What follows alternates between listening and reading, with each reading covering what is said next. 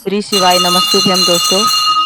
परम पूज्य पंडित प्रदीप मिश्रा जी के द्वारा जानेंगे कि महादेव को पूर्ण परिक्रमा क्यों नहीं लगाई जाती और एक बेटा अपनी माँ से मुख क्यों पांचवा मोड़ प्रश्न लेता है। वृंदा कर रही है। बड़ा भारी प्रश्न है वृंदा का।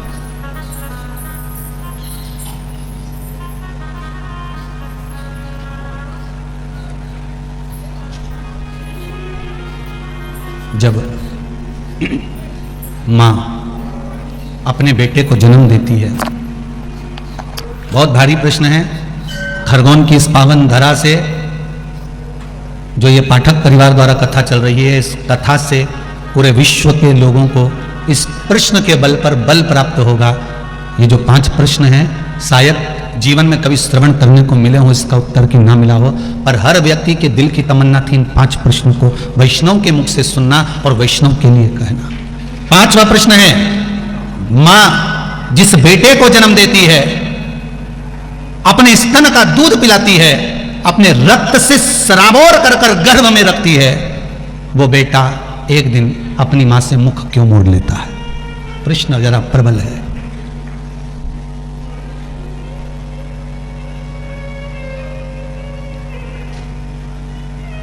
थोड़ा भारी प्रश्न है और इसका उत्तर देवादिदेव महादेव के सिवा कोई नहीं दे सकता, क्योंकि उनके बेटे ने भी मुख मोड़ लिया था। याद है आपको? जब गणेश जी महाराज प्रथम गिनती में आ गए थे और माता जगत जननी जगदम्बा ने भगवान शिव से कह दिया था, देवादिदेव महादेव आपने गलती कर दी कि गणेश जी को प्रथम गिनती में कर दिया। तो देवादिदेव महादेव ने कहा, इसने मेरी परिक्रमा करी, माता पिता की परिक्रमा करी, पृथ्वी की परिक्रमा के बराबर माता पिता की परिक्रमा को बताया, इसलिए मैंने इनको प्रथम गिनती में रख दिया। तब माता पार्वती जी बोली, गणेश जी चूहे पर गए थे, कार्तिकेय मोर पर गया था, गणेश जी ने चतुरता करी, अपने माता पिता की परिक्रमा कर ली, और एक बेटा जो मोर पर बैठकर परिक्रमा करने गया है वो आएगा तो दुखी होगा, आपने तो ये गलती करी। तो देवादिदेव महादेव ने कहा, फिर करें क्या? इतने में माता पार्वती ने कहा देवादिदेव महादेव से, भोलेनाथ आपने अपने पुत्रों के सम्मुख में एक गलती कर दी कि एक बेटे ने बुद्धि का परिचय दिया और उसको प्रथम बना दिया, और दूसरा बेटा अपने शरीर से परिश्रम कर कर परिक्रमा कर कर आ रहा है, उसको प्रथम नहीं बनाया। मैं आपसे आज एक वर मांगती हूं, अगर देना चाहें तो दे दीजिए। शंकर जी ने कहा, मांगो पार्वती, कौन सा वर चाहिए? माता पार्वती ने कहा, वर दीजिए, आप बिल्कुल भोले हो, आप बिल्कुल सरल हो, आपके बराबर दुनिया में कोई भोला हो ही नहीं सकता, कि बेटे ने तुम्हारी परिक्रमा करी और तुमने उसको पूरी तिजोरी की चाबी सौंप दी। बेटे ने परिक्रमा करी और तुमने उसको पूरी प्रॉपर्टी सौंप दी, पूरी जायदाद दे दी, और एक बेटा जो शरीर से परिश्रम कर रहा है वो नहीं दिख रहा। 2 बेटे, एक फोन पे लगा रहे हैं, सारा व्यापार फोन पे, हाँ माल भेज देना, हाँ ऐसा कर लेना, ऑफिस में बैठा बैठा लिखा पढ़ी करता रहे, ऑफिस में बैठा बैठा काम करता रहे, और एक बेटा इंदौर जा रहा है, पुणे जा रहा है, मुंबई जा रहा है, यहां जा रहा है, वहां जा रहा है, वहां पहुंच रहा, वहां कर रहा। माता पिता की निगाह में कौन सा बेटा ज्यादा काम करता दिखेगा? बोल दो जी। अरे बोले बोले, तुम तो बोले पीछे बैठो तो निमाड़ी हो, ये तो मिर्ची के लिए बोल रही है, तो भाई बोलवा में कहीं जाए, तुम घबराना नहीं, तुम तो बोलो। सबको क्या लगेगा, ये बेचारा वहां जा रहा है, वहां जा रहा है, घर छोड़ रहा है, परिवार छोड़ रहा है, काम तो सारा यही कर रहा है, और दूसरा वो तो मोबाइल पर लगा। पर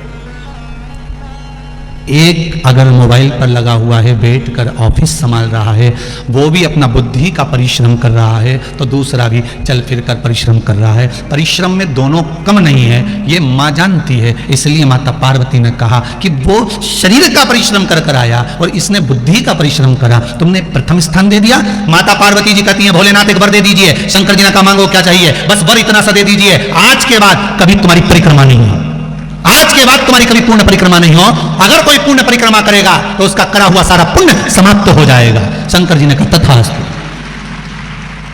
भोलेनाथ बोले, तथास्तु।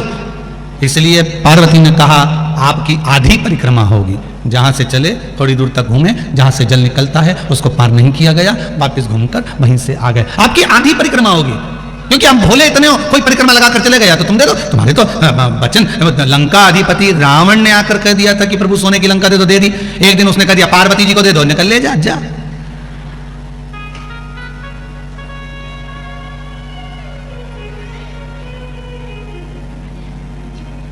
होता है ना। एक डॉक्टर ने, मरीज गया और मरीज ने डॉक्टर से कहा, डॉक्टर साहब मैं बड़ा टेंशन में रहता हूँ, बहुत परेशानी है जीवन में। तो डॉक्टर समझा रहा था उसको, बहुत प्रेम से समझा रहा था कि देखो दिन भर भले तुम टेंशन में रहो, परंतु रात को टेंशन लेके बिल्कुल मत सोना, रात को टेंशन लेके बिल्कुल मत सोना। तुमसे निवेदन है दिन भर कैसे भी रहना, पर रात को टेंशन लेके मत सोना। तो मरीज बोला फिर वो टेंशन को मायके भेज दूं क्या? मतलब टेंशन कौन थी, टेंशन कौन थी, उसको मायके भेज दूं? तो डॉक्टर बोला भैया तू अपने घर जा, मेरी लड़ाई मत करा देना, तू अपने घर जा। मांगा देवाधिदेव महादेव, वही बात सामने जो प्रश्न था ना एक सम्मुख में कि वही चूहेदानी में चूहा सोता है, साबुनदानी में साबुन, फिर मच्छरदानी में इंसान क्यों सोता है? तो गुरु ने मच्छर से कहा उसका केवल एक कारण है कि ये काम, ये लोभ, ये विषय, ये आसक्ति, ये वासना, ये तृष्णा के मच्छर अंदर प्रवेश ना करें, इसलिए शिव महापुराण रूपी ज्ञान की मच्छरदानी लगाकर चैन की नींद सोई है, ये प्रवेश नहीं करें। मनुष्य सेफ्टी के लिए, अपने लिए सेफ होकर ज्ञान की मच्छरदानी में सो।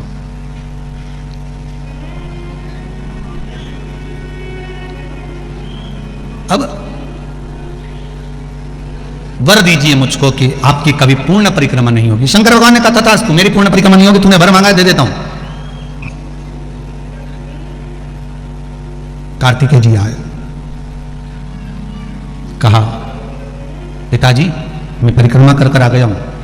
पिताजी ने कहा ठीक है। इतने में गणेश जी बोल दिए प्रथम गिनती में मैं गिना जाऊंगा, क्योंकि मैंने माता पिता की परिक्रमा करी। क्रोध आ गया। कार्तिकेय जी उसी समय पर समझाए भोलेनाथ जी, खूब समझाया माता पार्वती जी ने, और कार्तिकेय नहीं माने। और कार्तिकेय श्री सेलम पर चले गए और श्री सेलम पर जाकर कार्तिकेय बाबा उस श्री सेलम में जाकर विराजमान हो गए, जिनका नाम मल्लिका अर्जुन हो गया। क्या नाम पड़ गया भगवान का? मल्लिका अर्जुन।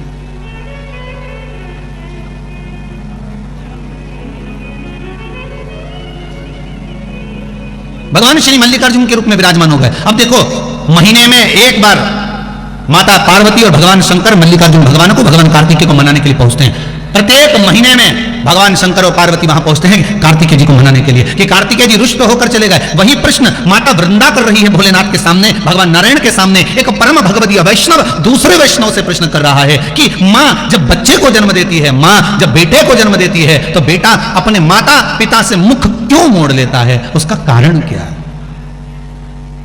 क्या कारण?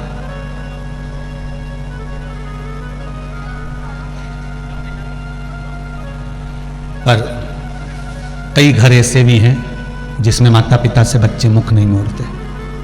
भाई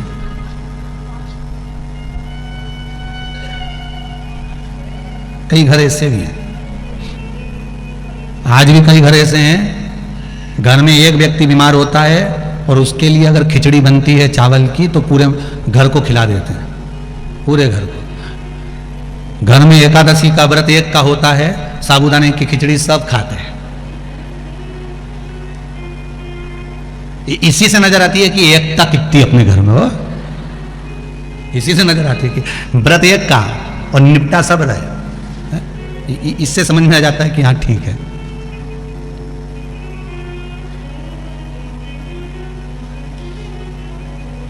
अब ऐसा नहीं कि सभी घर में, वृंदा का जो प्रश्न है बड़ा सुंदर प्रश्न है कि माता से पिता से बच्चा मुख क्यों मोड़ लेता है? जिसको दूध पिलाया, जिसको जन्म दिया, जिसको सम्मुख रखा, वो मुख क्यों मोड़े? शिव कह रहे हैं ऐसा नहीं। वृंदा देवी, दो कारण हैं जिसके कारणवश घर में बेटे का जन्म होता है और उस जन्म का भाग माता पिता को प्राप्त होता है। दोनों बातों को अच्छे से समझ लीजिएगा कि घर में एक बेटा एक बहू आपकी सेवा कर रहे हैं, और घर में अगर बेटा बहू आपकी सेवा नहीं कर रहे हैं तो उसका फल क्या है? माता वृंदा ने कहा कि माँ जब दूध पिलाती है, माँ अपना रक्त दे देती है, तो फिर बच्चे मुख क्यों मोड़ लेते हैं? शंकर जी कह रहे हैं सुनो वृंदा, ये गौ सेवा का भाग है। धेनुमानस में, गरुड़ पुराण में, विष्णु संहिता में सुंदर बात कही गई है। यदि आपने गौ माता को रोटी दी है, प्रेम से सहलाया है, ताजा भोजन जानते हो, घर में रोटी बनी, पहली रोटी किसकी बनती है? गाय की। रोटी बनी, सबके जीवने से पहले रोटी गाय को दी है, और मान लो वही रोटी फ्रिज पे रख दी, फिर डब्बे पे पड़ी रही, सब ने जीम लिया, तब पन्नी में पॉलीथिन में टंगी रही, शाम को 4-5 बजे गाय आई, तब उसके मुंह में रोटी, जब ठंडी कल्ली बासी सब हो गई, तब उसके मुंह में दी। उसका फल और ताजी रोटी का फल जरा ध्यान से देख लीजिएगा, समझना इस कथा को बहुत ध्यान से। पूर्व के प्रारब्ध के अनुसार हमारे बच्चों का जन्म होता है वृंदा, पूर्व के प्रारब्ध के अनुसार हमें हमारी संतान प्राप्त होती है।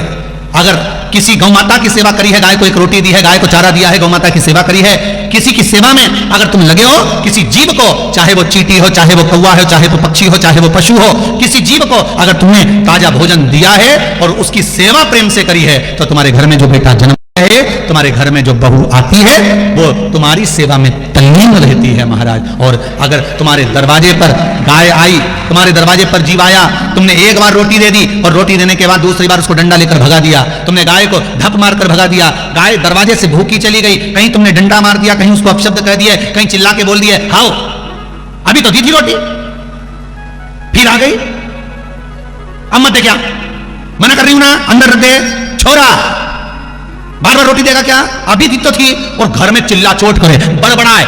गाय को देखकर जब एक बार दे दी ना, बार बार देंगे क्या, जान दे उसको, जा डंडे से भगा दे, या उसको पूंछ दबा के भगा दे, पानी डाल दे, जा उसको जो अंदर घर में गाय दरवाजे पर खड़ी है, और एक बार रोटी देने के बाद तुम्हारा मुख बड़ बड़ बड़ बड़ करे, समझ लेना ऐसा ही बेटा और ऐसी ही बहू तुझे मिलने वाली है। जब तुझे रोटी देंगे तो बड़ बड़ बड़ बड़ करे, वही समझ। इसलिए होशियार हो जाओ खरगोन वालों,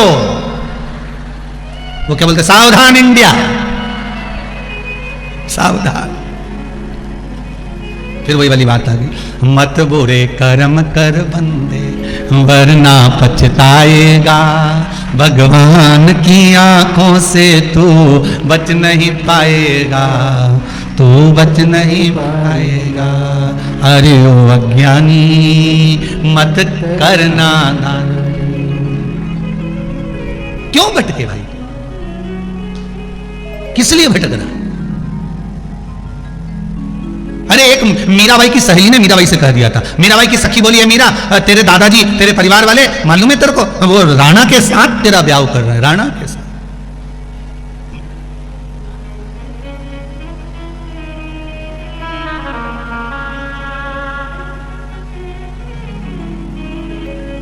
मालूम है तेरे को मीरा?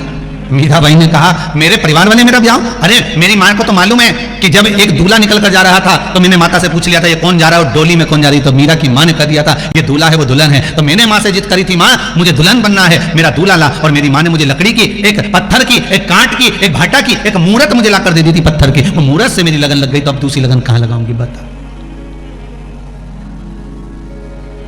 अब क्या,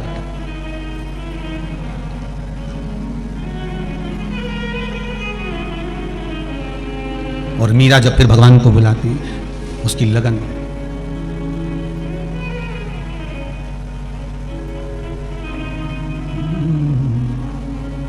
मेवतड़ी बुलावे थाने, मीराबाई बुलावे, आजा मनमोहन मीरा मेवतड़ी बुलावे, आजा मनमोहन मीरा मेरे ता बुलावे, मीरा बुलावे थाने दासी समझावे रे, आजा मनमोहन मीरा मेवतड़ी बुलावे, आजा मनमोहन मीरा। आओ से दोनों हाथों से, मनमोहन मीरा मेवतड़ी बुलावे थाने, मीरा भाई बुलावे, मनमोहन मीरा।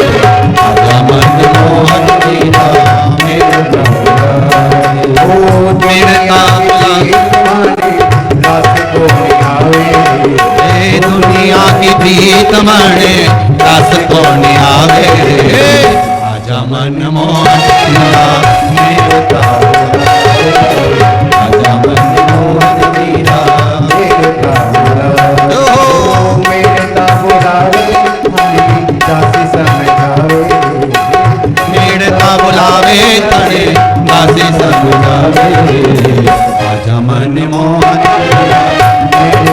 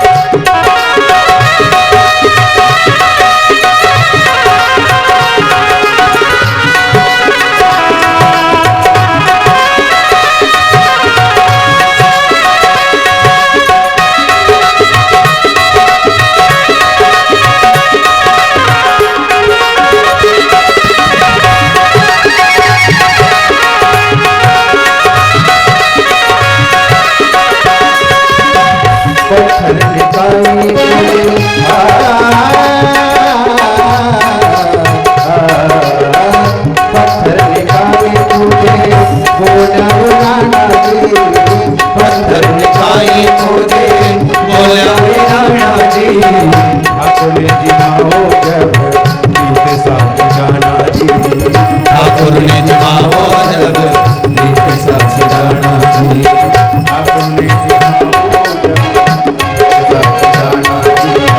ठाकुर ने जमाओ जग सिद्ध साथ जाना जी छोटे कपटने वाले वो छोटे कपटने बोले दाग तो लगाओ आजा मन मोहन मीरा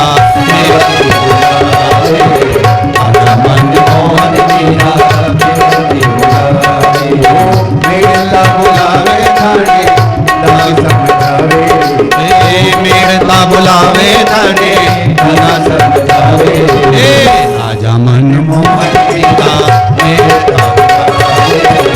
आजा मन मोहन मीरा मेरा बुलावे आजा मन मोहन मीरा मेरा बुलावे मन मोहन मीरा मेरा बुलावे आजा मन मोहन मीरा हर हर भाव अगर शुद्ध है तो जैसे पत्थर की मूरत में से मीरा भगवान को प्रकट कर लेती है, उसी तरह शिव महापुराण की कथा कर रही है। आपके द्वारा किया गया सत्कर्म, आपके द्वारा किया गया सुंदर भाव आपके घर में संतान के रूप में वो प्रकट होकर आ जाती है। सबको समझ में आया ना? पांचवें प्रश्न का फल, बेटा बहू मुख क्यों मोड़ लेते हैं? बेटा बहू मुख क्यों मोड़ लेते हैं? कारण क्या है? उस कारण को हमें समझना है, उस कारण को हमें जानना है। कारण क्या हो सकता? गौ माता को अगर रोटी दी है, गौ माता को चाकरी करी है, गौ माता को अगर कुछ दान किया है, गौ माता को अगर कुछ दिया है, प्रेम से आपने गौ सेवा को तत्पर माना है, तो घर में जो संतान होगी ना वो भी सुख देने वाली है। और अगर आपने जरा सा घर में क्लेश रखकर अगर कुछ करा है, शिव महापुराण की कथा तो यहां तक कहती है, अगर आपके घर के लोग मना करें कि शिव पुराण में मत जा, लड़ाई करे झगड़ा करे, तो आपसे हाथ जोड़ के निवेदन है जी जी और खरगोन वाली अपने घर में ही अपन भले आस्था चैनल चालू करो, 1 बजे से 4 बजे तक टीवी पर ही कथा देखो। टीवी चलाने को भी मना करे तो मोबाइल पर देख लो, और मोबाइल चलाने को भी मना करे तो श्री शिवाय नमस्तुभ्यम घर में बैठ के जपते रहो, भगवान का स्मरण करते रहो, भजन करते रहो, कीर्तन करते रहो। बहुत इतना ही बचा।